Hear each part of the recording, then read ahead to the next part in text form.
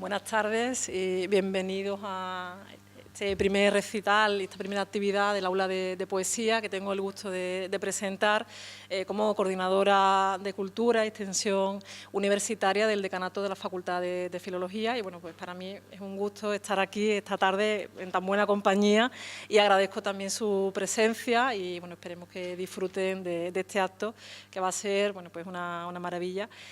Tengo aquí en la mesa, comparto, bueno, aquí a mi izquierda, Olaya Castro, que será nuestra protagonista esta tarde.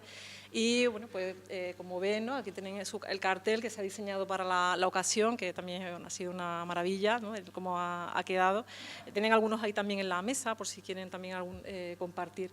Y bueno, pues en nombre del decanato voy a dar inicio, ¿no? a este recital. Tengo también a mi derecha a don Francisco Deco, codirector del aula de poesía, que él también, bueno, pues ahora nos dirá un poco sobre este evento que esperamos, como decía, que disfruten. Le doy la palabra. Gracias.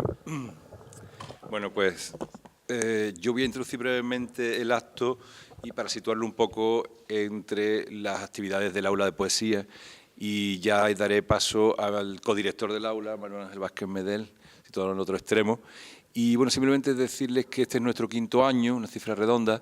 Empezamos, pues, bueno, hace ya ese tiempo haciendo pequeños homenajes, haciendo jornadas temáticas en el Ateneo. Y bueno, de una manera, digamos, humilde, ¿no? Fuimos progresando poco a poco y hasta que la Facultad de Filología nos acogió con su financiación. Eso tenemos que agradecérselo a Paco Ponce, por supuesto, y su interés por la poesía. Y bueno, hemos podido traer, gracias a la facultad, pues, a poetas muy variados, y no solo a poetas, sino también a, en general, personas de la cultura. Hemos traído músicos, pintores, y vamos a seguir en esa corriente, ¿no?, de intentar unir la poesía a otras artes. Sin problema. De manera que, bueno, estamos muy contentos de haber llegado sin haber muerto en el camino al 5º año de actividad. Y, bueno, tenemos hoy a Olaya Castro, una poeta que acaba de ganar premios y de gran hondura en su palabra. Y, bueno, simplemente, sin más, le paso la palabra a Manuel Ángel.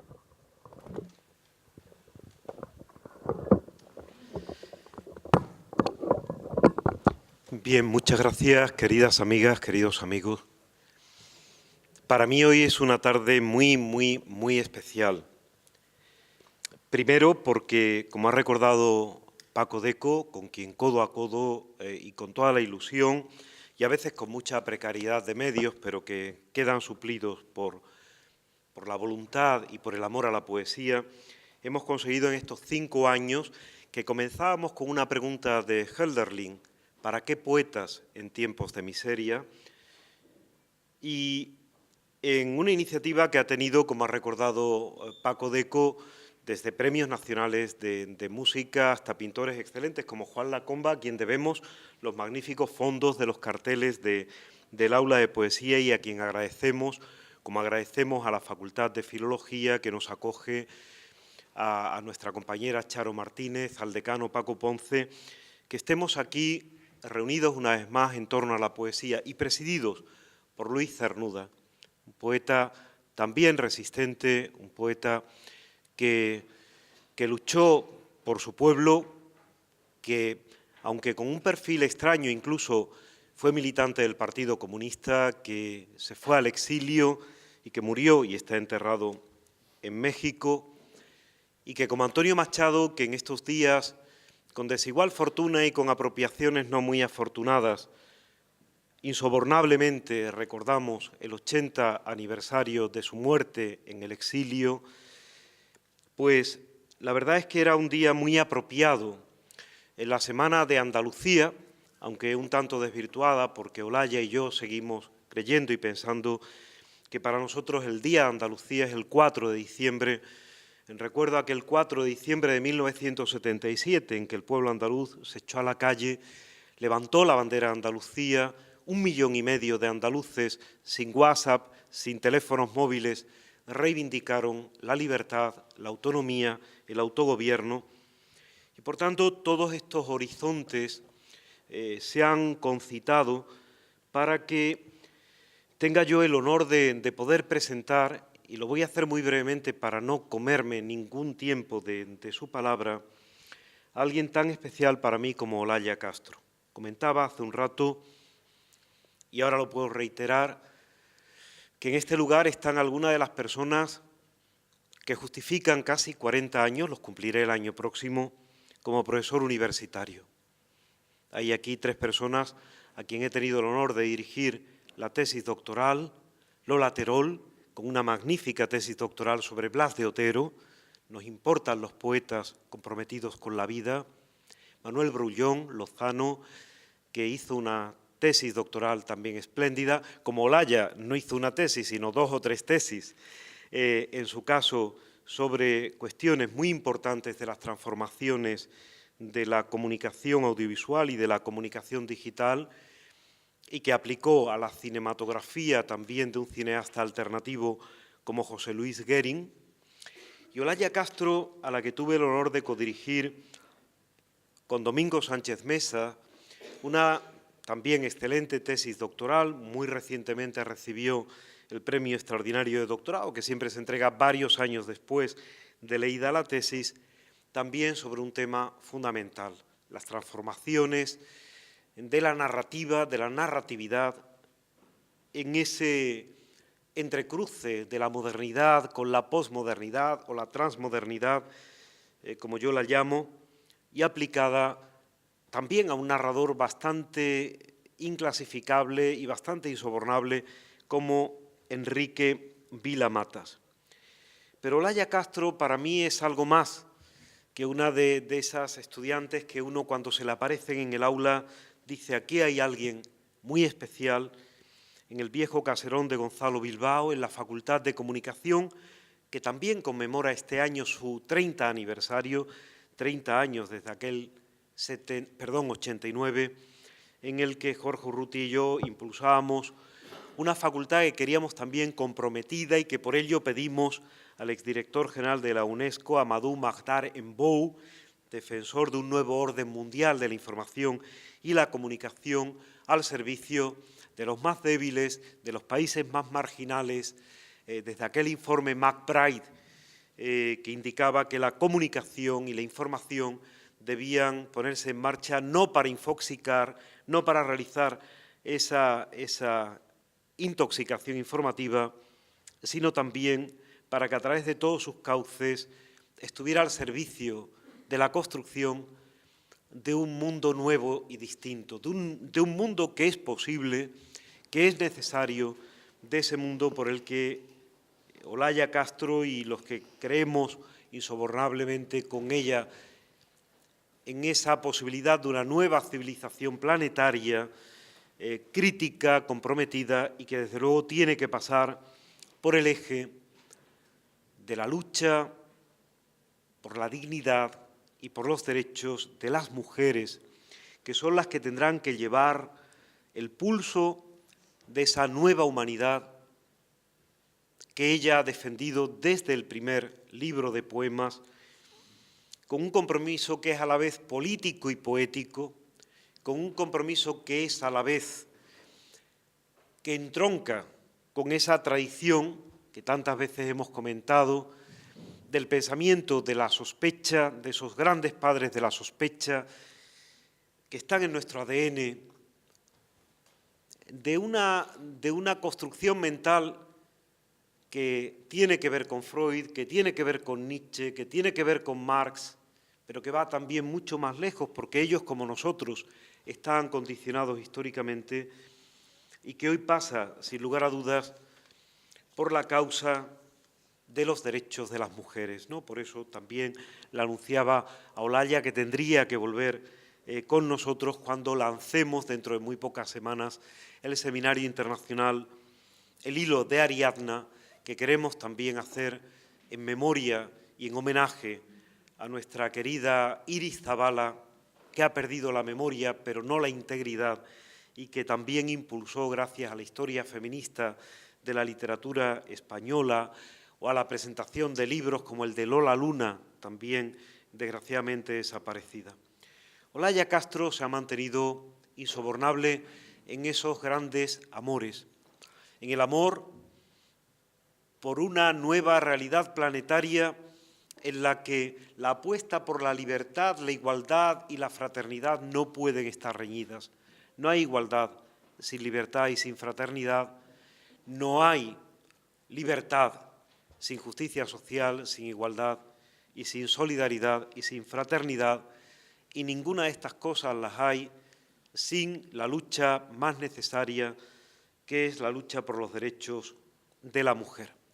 Yo, que tenía el honor hace unos años, a petición de otra persona que tuve el honor también de estar en su tribunal de tesis, actualmente catedrática de francés en esta facultad, Carmen Ramírez, cuando coordinaba para la revista Filología Hispalensis un número monográfico sobre escritoras mediterráneas, escritoras atlánticas, y me pidió que yo hiciera el artículo teórico de referencia que titulé Escribir, inscribir lo femenino en el discurso, y que lo hacía acogiéndome a esa línea del Ensisú que yo reclamaba ya desde entonces. Pues yo les puedo decir que nunca he visto escribir, inscribir la potencia, el empoderamiento de las mujeres y lo femenino en el discurso, nunca lo he visto hacer con la potencia que lo ha hecho Olaya Castro en La vida en los ramajes, que recibía el Premio Nacional de Poesía Miguel Hernández, con la fuerza con que lo hacía en Los sonidos del barro, que tuve el honor de presentarle en la Casa de la Memoria.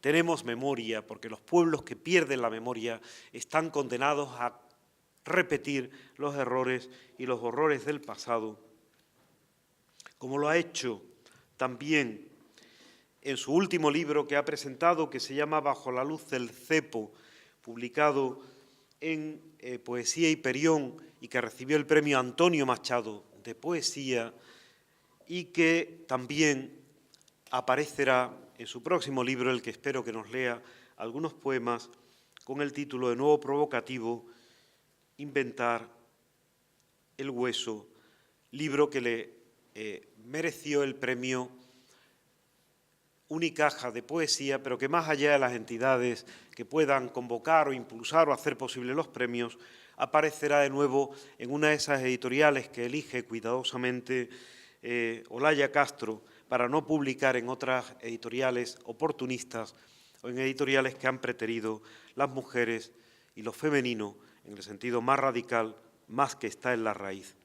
Por tanto, yo no quiero quitarle ni un solo minuto. Tenemos ante nosotros a una gran intelectual, a una gran pensadora, así en el libro que aparecía en Siglo XXI, precisamente dedicado a ese tema que desarrollaba en su tesis doctoral, ¿no?, Entre lugares de la modernidad, para repensar la construcción del sujeto moderno. Pero también lo ha hecho en otros textos, ¿no?, también muy recomendables, como 8 paisajes, 9 poetas, o el último, Juan de Loxa, Resistir en el margen. Porque para Olaya Castro, y termino, existir es resistir y es persistir. Y lo hace con la vocación, con el impulso de algunas otras personas que también nos acompañan en la sala, como nuestro querido Miguel Beirat, que también fue sujeto y protagonista de una de estas sesiones del aula de poesía, que nació en la Valencia bombardeada del año 38, la Valencia que plantaba cara al mundo con el encuentro de escritores antifascistas, la Valencia a la que dedicaba don Antonio Machado un hermoso poema, Amanecer en Valencia, que yo he querido recrear, dedicándole también a Miguel Beirat. Existir es resistir, y palabras poéticas, palabras auténticas, como la de Olaya Castro, nos permite seguir viviendo y seguir viviendo con dignidad. Por todo ello, yo simplemente le quiero decir gracias, Olaya. Yo, que tuve la suerte de darte clases, soy ya más discípulo que maestro tuyo, he aprendido mucho en ti y quiero y deseo seguir aprendiendo de tu palabra sabia, de tu palabra comprometida, de tu palabra escrita desde esa raíz de la mujer y lo femenino que yo también quiero reivindicar en mí mismo, desde eso que llamaba Carl Gustav Jung, el arquetipo ánima que yo quiero sacar constantemente, porque creo que está en la dignidad de lo humano en estos momentos. Muchas gracias, Olaya. Tuya es la palabra, tuyo el tiempo, tuyo este auditorio realmente muy especial y el que podamos tener también a través de la comunicación en red, que estoy seguro que tu testimonio y tus poemas van a ser seguidos gracias al esfuerzo que también hacen los magníficos técnicos, las magníficas técnicas de la Facultad de Filología de la Universidad de Sevilla. Para mí,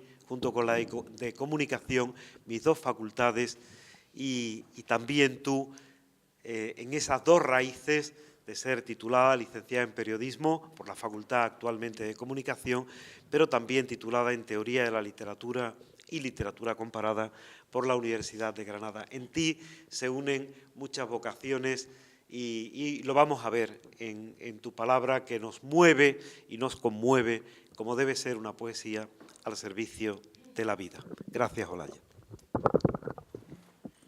Bueno, yo creo que esto no está funcionando mucho. Sí, hay que acercárselo un poquito. Hay que acercárselo bastante. Sí, es que los unidireccionales son un poco... Vale. Bueno, primero agradecer al aula de poesía de la universidad y a la propia universidad y el haberme invitado, y sobre todo a Manuel Ángel, agradecerle la invitación, pero agradecerle pues que sea mi maestro, diga él lo que diga, sigue siéndolo. Y de hecho, como le apuntaba en la dedicatoria del libro que del ejemplar que acabo de regalarle, él fue la primera persona que me hizo reparar en esos cepos que se escondían debajo de las supuestas luces de la Ilustración y de la racionalidad moderna. Y gracias a ese hilo que él puso delante mío y del que yo he ido tirando a lo largo de estos años y que se ha convertido, francamente, en una obsesión teórica e intelectual para mí, pues existe mi poesía, mi pensamiento, mis ensayos y este libro, sobre todo. Y bueno, voy a empezar leyendo algunos poemas. Bueno, creo que igual tengo que explicar un poco, ¿no? Antes de poner un poco en sobreaviso. Bajo la luz del cepo se divide en 4 partes en las que ficcionalizo 4 episodios históricos que sucedieron en la segunda mitad del siglo XIX, porque pienso que precisamente es el momento clave en el que hay un optimismo por esa ilustración y por ese proyecto burgués ilustrado occidental, pero a la vez es cuando empiezan a verse las fallas y las taras que ese proyecto representa, y que la igualdad y la fraternidad no eran para todos, que el progreso no era para todas y para todos, que había en ese sistema capitalista incipiente que acababa de nacer y que se estaba reforzando, y en ese sistema patriarcal moderno que se estaba reforzando, pues una serie de cepos y de trampas en las que caían muchísimas personas. Y bueno, el primer episodio histórico que ficcionalizo es la expedición perdida de Franklin, esa expedición por el Polo Norte, ¿no? Del capitán Franklin y su tripulación de ingleses civilizados que metieron en 2 barcos gigantes un montón de objetos absurdos y estúpidos como vajillas de porcelana, pañuelos de seda, no sé cuántas toneladas de comida que al final acabó envenenándolos, esa propia comida enlatada que se fue pudriendo por el camino, etcétera.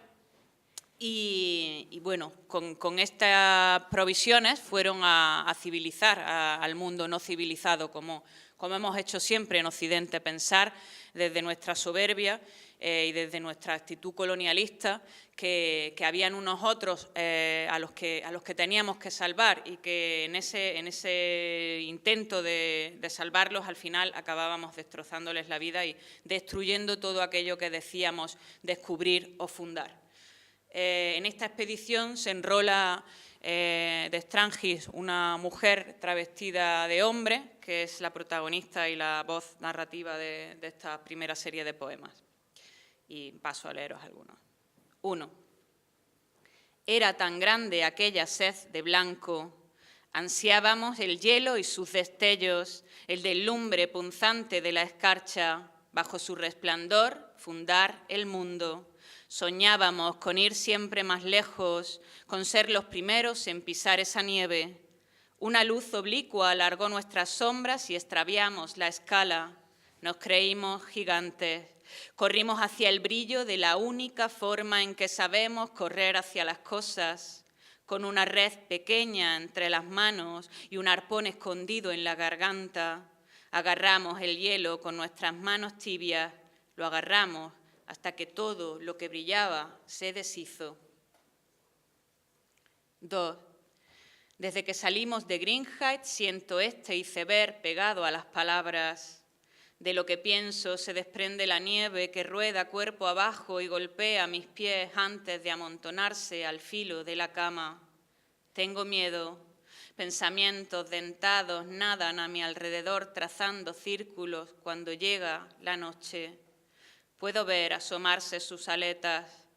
Hay algo cuarteado en la mirada triunfal del capitán Franklin, algo en el optimismo de la tripulación que hace aguas.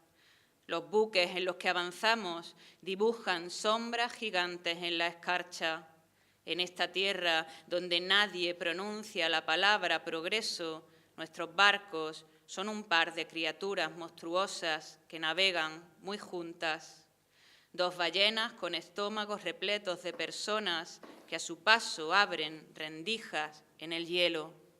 Somos solo estos monstruos que parten en dos un mundo que tirita y lo dejan atrás como si nada. 3. Me mantienen viva unos paños de tela, los mismos bajo los que aprieto mis pechos para guardar el secreto de sus formas convexas. Mi nombre no es John, sino Virginia. Si alguien llegase a pronunciarlo, mi cuerpo gironado acabaría bailando sobre un trozo de hielo después de pasar de mano en mano. Con el cabello muy corto, engolo la voz cuando digo a la orden y llegado el momento del licor y los naipes, me retiro a un rincón y remuevo en silencio mi cautela. He buscado en los ojos de los otros pedazos de mi miedo, en vano. Estoy sola aquí. De noche oigo el hielo romperse mientras los marineros fuman y me untan con su risa pegajosa. Oigo el hielo romperse y me pregunto cuánto tardará este mundo agrietado en urdir contra nosotros su venganza. 5. Hace días nuestros barcos quedaron atrapados en el hielo. Decidimos abandonarlos y dirigirnos hacia el sur, buscando una salida a este laberinto que deslumbra. Ahora devoramos con avidez las latas de conserva y seguimos andando. El viento nos sacude. Recibimos disparos de escarcha en pleno rostro y hablamos con la lengua entumecida. Anoche enterramos en la nieve los primeros cadáveres. Pude ver la verdad en los ojos redondos de los muertos, como en la bola de cristal de un adivino. Aquello que nos mantiene vivos nos está envenenando. Lo mismo que nos mata nos sirve de alimento. Ese es el castigo que esta tierra eligió para nosotros. 6. Cada noche quemamos un puñado de libros y acercamos los dedos ateridos hasta que nuestras yemas se convierten en luciérnagas. Nos salva este fulgor en mitad de lo negro, la luz anaranjada que nos devuelve el tacto. Las palabras, como gusanos en su caja de cebo, se retuercen antes de morir. Las palabras se vuelven siempre impronunciables bajo el fuego. Pienso en las historias que bailan en las llamas, en nuestra propia historia que no contará nadie. La lumbre que prendemos nos sirve de confín y de trinchera. Desde este resplandor impedimos el avance del frío. Y aunque sé cuánto importa mantener esta hoguera, llevo a Dickens escondido bajo los paños con los que oculto las curvas de mis pechos. Prefiero morir a oscuras que en silencio. Me embarqué en el Erebus huyendo de mi sexo esponjoso. Papá quería casarme con un señor enjuto al que le temblaban en la lengua las palabras. El asco fue rotundo en sus señales. Cada mañana, nada más despertarme, subía desde el estómago a la boca, agrio como leche pasada. Entonces escondí a Virginia bajo estos paños largos e inventé a John, que en lugar de casarse con un hombre acordeón al que no ama, se interna valiente en un mundo de hielo, un mundo donde se muere a solas, un mundo donde siempre se muere caminando. 8.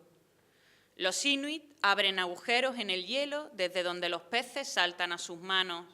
Van cubiertos con pieles y avanzan en pequeñas canoas, esquivando las banquisas en una coreografía deliciosa. Los perros que tiran de sus trineos son bolas de algodón que duermen a sus pies cuando llega la noche. Al observar nuestro caminar enfermo, los inuit mueven la cabeza a ambos lados y se ponen muy serios. Somos quienes invadieron su tierra cargados con estúpidos objetos, los que a su paso van dejando este reguero de muertos sobre el hielo y resquebrajan un mundo que no es suyo para marcharse silbando hacia otra parte. Y a pesar de ser estos que somos, en las arrugas de sus rostros puedo ver que hay lástima en la forma en que nos miran. 10. Anudamos los pañuelos de seda a nuestros cuellos antes de dar inicio a este banquete. Ante todo, es importante conservar los modales. Me observo abriendo el cráneo a un hombre moribundo y succiono esa cosa viscosa que aún está caliente. A mi lado, alguien muerde una pierna con los ojos abiertos como platos. Nunca pensé que el fin sería esto, masticar a los que van a morir, esperar tu turno para ser devorada. Y Dickens, bajo mis paños, como si el infierno no estuviera también plagado de palabras. La segunda parte se titula Por la ruta de Siskiyou y hace alusión a una de las rutas de la fiebre del oro americano. Está narrada por un adolescente al que el mundo empieza a presionar para que se convierta en un hombre, para que abandone su posición infantil y su mirada inocente, y que empieza a entender ya que él tiene una hermana más pequeñita, cuán diferente va a ser el papel que en la vida van a tener que jugar él y su hermana. 1. Por supuesto, el sueño americano y la fiebre del oro y el sueño capitalista pues no les va a salir muy bien, como no le salió a casi ninguno de esos pioneros. 1. Avanza la caravana bajo un manto de polvo. Vamos hacia esa tierra áspera que no nos necesita. Imaginamos el sonido del río y creemos seguirlo, como creemos también que el oro nos espera donde brincan las truchas. Cada noche somos una fila de luciérnagas que bailan entre las pitas. Huele a aceite de quinqué y lo sombrío, envuelto en paños húmedos, se guarda en el fondo de la alforja. Mamá dice que pronto alcanzaremos California y que una vez allí daremos con el valle donde levantar listón a listón una casa muy grande con nuestras propias manos. Después dormiremos abrazados a un rifle, preservando esta nada que trajimos. 3. El señor Dredd hace sonar su arpa de boca hasta que lo que oímos parece una canción. En el porche de casa, papá fuma en pipa y yo levanto polvo con las botas mientras bailo. Mamá sigue dentro, en la cocina, está cociendo el pan que nos sostiene. Megan, sujeta a la viga de madera, nos mira con una gravedad impropia de sus años. Parece saber que ella no bailará, que pronto también estará dentro, en la cocina. Cuando amanezca regresaremos al río y pasaremos las horas meciendo arena y agua en las bandejas, esperando hallar el oro bajo el barro. Tampoco brillará nada mañana, pero volveremos al porche cuando caiga la tarde a cantar y bailar sobre este miedo, mientras mamá cuece el pan que nos sostiene. 4. Descansemos ahora que no conocemos enemigos. Descansemos ahora que aún buscamos juntos, que reímos con las piernas mojadas hasta que los calambres nos obligan a volver a la orilla y tumbarnos al sol. Cuando uno de nosotros, en el fondo del agua, halle el brillo que ansiamos, el recelo se instalará detrás de nuestros ojos. Quien no tiene, creerá que el que encontró usaba trucos que no contaba a nadie. Quien encontró creerá que quien no tiene está pensando en cómo arrebatarlo. Uno masticará al despertar esta rabia gomosa. El otro no podrá levantar el dedo del gatillo. Durmamos ahora sobre esta blanda miseria que nos une, pues cuando haya porvenir no habrá descanso. 5. Hay algo en el salto del pez corriente arriba que apaga las voces de los hombres y convierte sus frases en un manso siseo. Para entonces solo existe la contienda, este cuerpo pequeño que avanza al retorcerse. ¿Por qué no nos sirve ese brillo de escama, la chispa plateada que prende bajo el agua, esta batalla de luz por no morir tan pronto? Corriente arriba, devorando cualquier cosa comestible, con 100 huevos huyendo bajo el vientre. Corriente arriba, buscando respirar en lo profundo. Hay algo en el salto del pez que nos hace de espejo. Sé que tendremos que llegar hasta el final para que puedan seguir las cosas sin nosotros, para que los demás repitan este mismo fulgor, esta herida de agua, esta estampida. 7.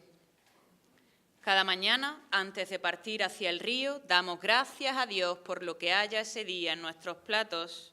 No importa si son gachas o ratones. Mis padres y mi hermana parecen olvidar que le rezan a la misma persona que nos ha abandonado. Ese Dios que es capaz de esconder bajo tierra un puñado de oro tan solo para vernos escarbar. El mismo que nos trajo hasta aquí, sabiendo que el hambre va a matarnos mucho antes de que el trigo nos llegue a la cintura.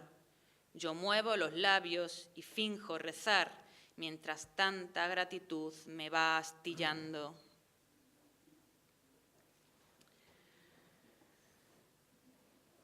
9. Trajimos las armas de muy lejos para ahuyentar a los apaches disparando a las nubes. Aunque dice papá que si no hay más remedio y esos indios se niegan a marcharse, habrá que derramar algo de sangre. Dice también que aunque duerman en ella y desde hace mucho tiempo de ella coman, esta tierra no es suya sino nuestra. No son criaturas de Dios esos salvajes, explica mamá mientras mueve hacia abajo la cabeza. El señor Dredd susurra amén y escupe 2 veces en la tierra antes de volver a tocar sus melodías. Y es verdad que esos salvajes no son como nosotros. Nosotros, criaturas de Dios, hemos llegado hasta aquí para matarlos. Bueno, voy a leeros algo de la tercera parte y luego a ver si me da tiempo a leer algo del otro libro. La tercera parte es posiblemente la más dura del libro. Yo nunca leía poemas de la tercera parte porque no quería que la gente se fuese a su casa con ganas de pegarse un tiro. Pero resulta que, curiosamente, es la parte que a todo el mundo le gusta más. Entonces, no sé, deben que ser que somos un poco... nos gusta sufrir o no sé. Pero entonces, claro, todo el mundo en realidad me dice que sí, que las lea. Y entonces las leo. Son las histéricas de la Salpêtrière. Y sí, también las leo porque creo que hay que leerlas y porque es triste, y es impactante y triste porque fue, y porque sucedió, y porque es real.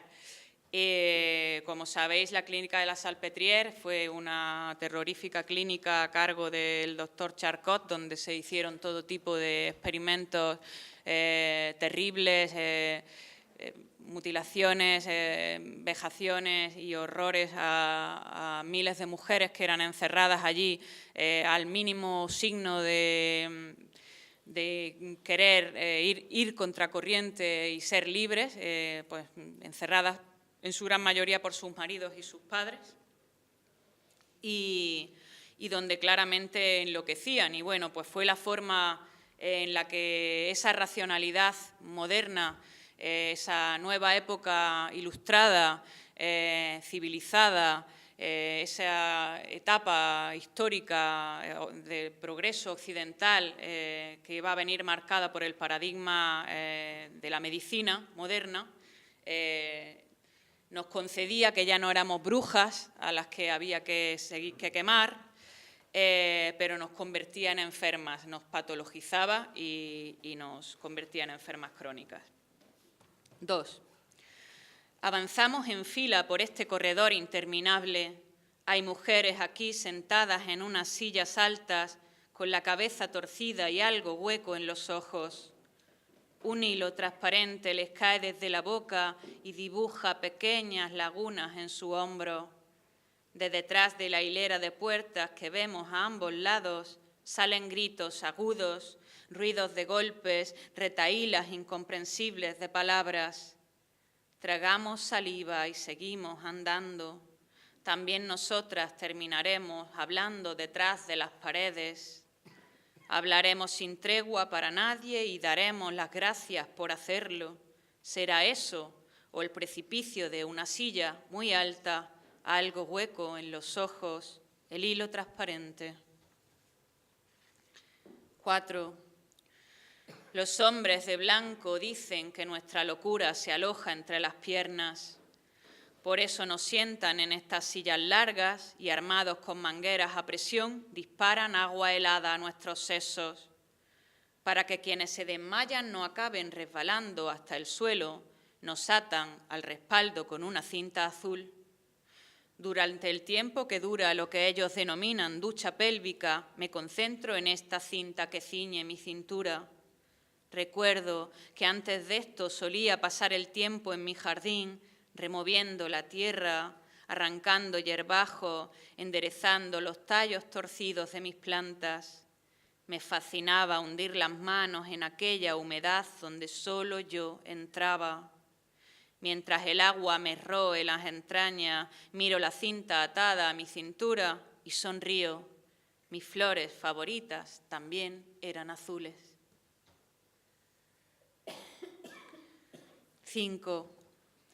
Estoy frente a la ventana, trazo círculos sobre el cristal con la punta de mis dedos.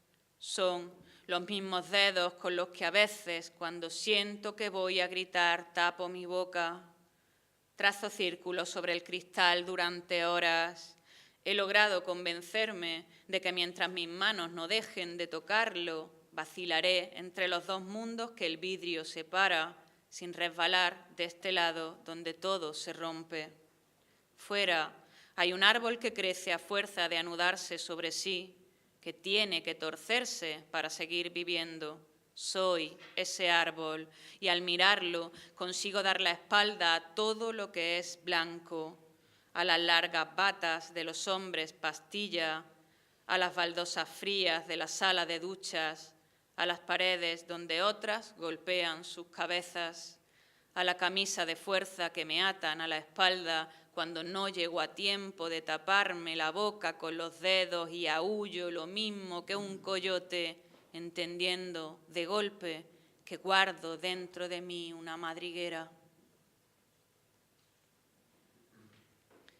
6. Todas hemos nacido con el mal en los ojos, dice el doctor, mientras con un pequeño martillo de metal me da golpecitos en las sienes. Hemos ido demasiado lejos, demasiado. ¿El resultado? Neurastenia, histeria, vapores, locura. Nuestras almas son delgadas, quebradizas. Continúa mientras abre mis párpados y examina mis ojos y sus márgenes. No estamos preparadas para tanto. Y ahora, ellos de nuevo obligados a curarnos, otra vez teniendo que salvarnos de nosotras. Hemos de dar las gracias, desde luego, de que nunca se cansen ni se rindan. Si hubiésemos obedecido en su momento, continúa diciendo mientras abre mis piernas, mientras se echa sobre mí y me manosea, les habríamos ahorrado todo esto. Para ellos no es fácil, pero alguien ha de hacerlo. Llegados a este punto, trastea su cremallera y repite en un susurro, como quien reza, que no tema nada y me relaje, que debo confiar en la ciencia moderna, que esto es medicina. 7. Me llevan a la sala de corrientes, así es como la llaman. He visto salir de aquí a las mujeres con algo pedregoso en la mirada. Me ponen un palo entre los dientes y me explican que así no hay peligro de que muerda mi lengua, como si alguna vez, antes de este lugar, hubiese existido ese peligro. La máquina se enciende y no soy capaz de articular el grito que me engulle. Cuando el hormigueo se convierte en chispazo, mi cuerpo se mueve ya sin mí, me deja a un lado. Con los primeros espasmos noto que voy a desmayarme. Mientras la verdad empieza a emborronarse, doy las gracias. Despierto de nuevo en la gran sala blanca. La enfermera que guarda miedo y pena en los bolsillos me ha sentado frente a la ventana en el que sabe que es mi sitio favorito. Observo en el vidrio mi reflejo y reconozco en mis ojos esa tierra. La he visto antes en las otras. Intento estirar mi mano hueca, tocar el cristal con la punta de los dedos, recuperar mi ritual de resistencia. Sin embargo, nada en mí es capaz de moverse, nada, salvo esta tierra que se amontona debajo de mis párpados, la tierra que crecerá hasta sepultarme. 10. Empiezo a tropezar con las palabras. Sucede de pronto, mientras hablo conmigo, que las frases se astillan como huesos. Oigo el sonido que sale de mí y entiendo que no es más que un balbuceo, un miedo que no alcanza a ser lenguaje. Si me vuelvo incapaz de nombrarla, esta grieta crecerá hasta devorarme. Me asomo al agujero que hay dentro de mí y lo miro largamente. Sé que cuando caiga por él no seré ya más que carne vacía, que toda esta luz habrá dejado al fin de golpearme. Y me veo empujándome a lo oscuro. Siento cómo se desprenden de mi frente las palabras y solo pido que nada, nada, nada me devuelva jamás al cuerpo que abandono. Bueno, después de esto...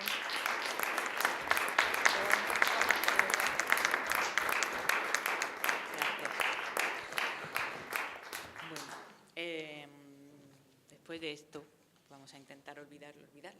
No, a ver, voy a leeros algunos poemas del último libro que está por publicar en Pretextos, Inventar el hueso, que está estructurado, es muy diferente al anterior, al que acabo de leer, o a Bajo la luz del cepo. Es, creo, el menos narrativo de todos mis libros de poemas. Vuelvo quizá un poco a la vida en los ramajes, pero de otra manera. Y bueno, también parte de la reflexión sobre el sujeto, sobre el yo, sobre el tú.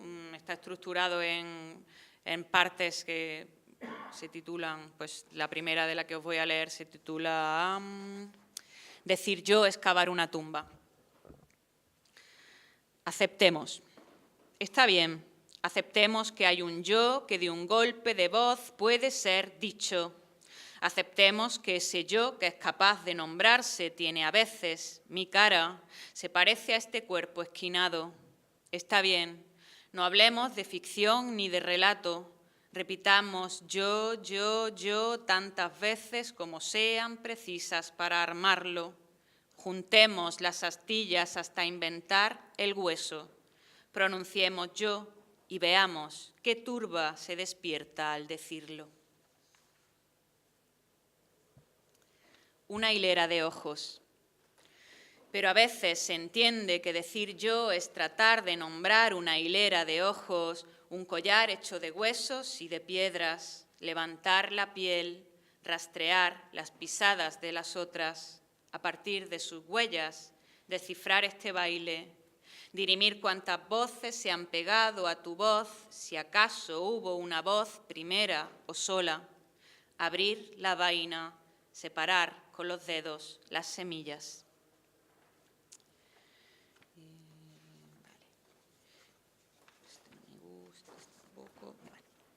De la segunda parte, que es acerca del tú. No sé cuál es leer, la verdad. Esto no lo tenía muy previsto. Venga, pues aquí, al azar. Venga, ya está. A ver. Es necesario un tú. Sin embargo, es necesario un tú sobre el que abrir la boca y dejar caer una a una las palabras que anidan en los huesos. Un tú que rastrillar con estas mismas manos con las que van a esparcirse más tarde las semillas. Es necesario un tú donde moler el grano, donde mezclar el grano, donde cocer el grano hasta transformar lo atroz en alimento, en pan, el grito. Es necesario un tú donde salvar la vida.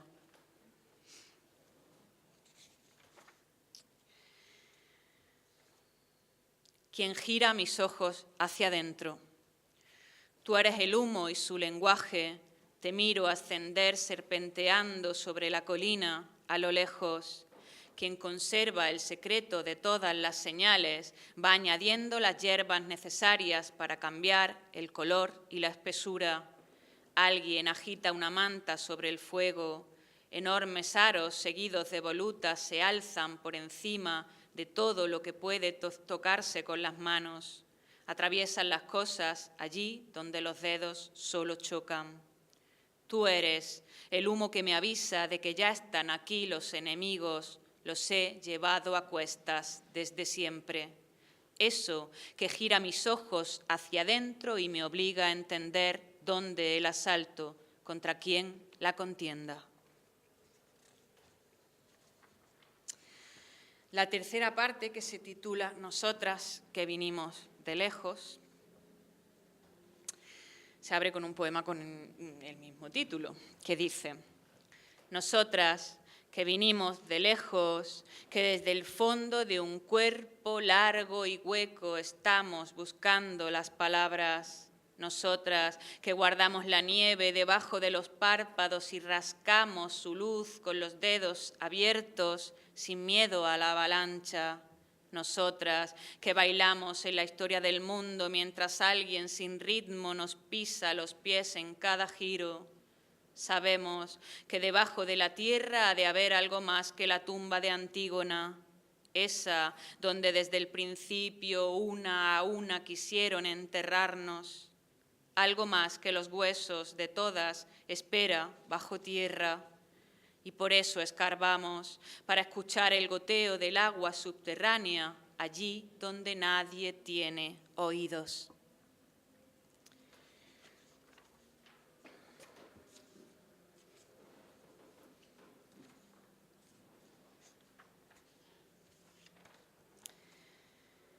Un idioma común. Vamos trasladando la risa de mano en mano, pasándonos de unas a otras las palabras que fuimos rescatando y el espejo pequeño que ocultamos debajo del vestido, ese en el que por vez primera pudimos vernos, cuando al fin entendimos que la imagen enjuta de nosotras en la que habían tratado de encerrarnos había sido adrede deformada. Vamos colocando en el regazo de las otras lo que brilla debajo de los dedos, el amor que amontonamos en las yemas. Al mirarnos nos bastan segundos para saber que hay cierta vecindad en nuestros ojos. Un idioma común, una lengua de esquirlas. Esto que es a la vez maleza, labio, roca. Con una mano sucia. Siempre hay un ellos pegado a nuestras bocas como una mano sucia. Siempre hay un ellos donde seguimos mudas. Y en la cuarta parte vienen esos ellos. Ellos vendrán. Ellos vendrán de noche y con manos de sombra saquearán nuestra ciudad recién fundada, quemarán nuestras casas, matarán a los hombres, violarán a las mujeres mientras silban. Robarán nuestras bestias y asaltarán las despensas mejor abastecidas. Comerán y beberán hasta hartarse, reirán hasta dolerles las mandíbulas. Antes de que despunte el alba, se irán como vinieron, levantando una nube de polvo y volviéndose pequeños, cada vez más pequeños, hasta parecer inocentes del grito, del semen, de la llama. Para que no los olvidemos, nos dejarán el destello del fuego y un puñado de hijos bastardos a los que rehuir y querer a partes iguales desde el hueco terrible de la culpa.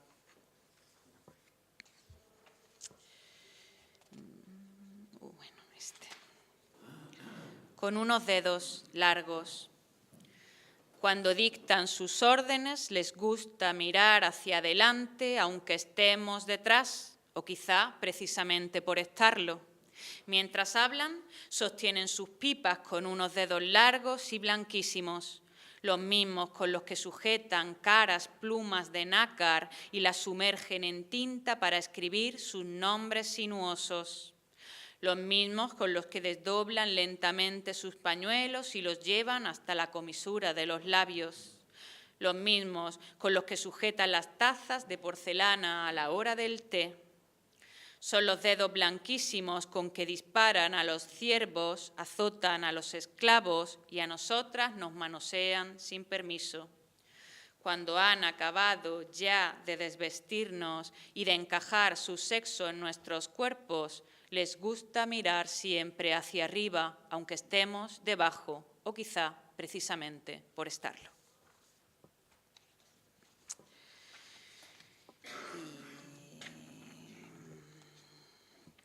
De la quinta parte, que se titula Del lenguaje y sus muertos, voy a leer. Volvamos a las ramas. Volvamos a las ramas, a su música, retrocedamos decenas de siglos en la lengua hasta un segundo antes de empezar a fingir que una hebra invisible atraviesa los nombres y los une a las cosas. Volvamos al golpe de tambor, a descubrir el ritmo, a bailar alrededor de las hogueras, conservando el asombro por la chispa.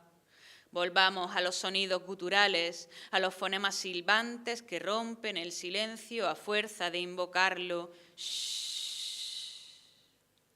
No olvidemos que antes de trenzar las palabras, nuestros dedos ya hallaban los caminos.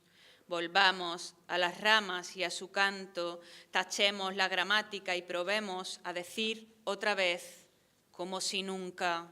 Para que decir vuelva a ser señalar con la lengua, olfatear las cosas con clara voluntad de acorralarlas, para que decir no sea más emigrar a otro cuerpo, para que deje el lenguaje de ser o jaula o fuga.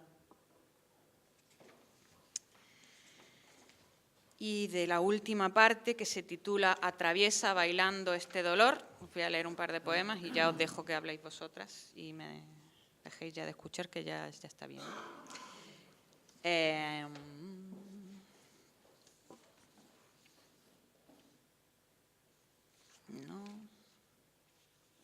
Los ojos de los muertos.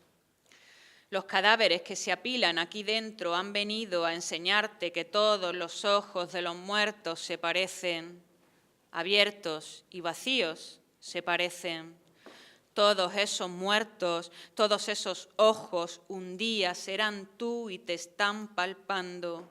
Quieren decirte con su tacto que todo lo que os separa es el dolor, que abraces el daño y sus esquirlas. Intento no ser la tierra árida. A veces el deseo es algo débil. Me empeño en acunarlo como a un niño enfermo y pongo paños mojados en su frente mientras miro mi cuerpo en los espejos. Intento a toda costa no ser la tierra árida que alguien rastrilla mientras silba. Intento seguir viva, escupir el sabor a metal, ignorar que una bola de plomo se ha alojado en mi vientre, que un roce no es bastante casi nunca para olvidar el dolor que bisbisea. Como si año tras año la piel fuese la misma debajo del vestido, como si la carne siguiese donde estaba, como si la idea de morir no diese tanto miedo.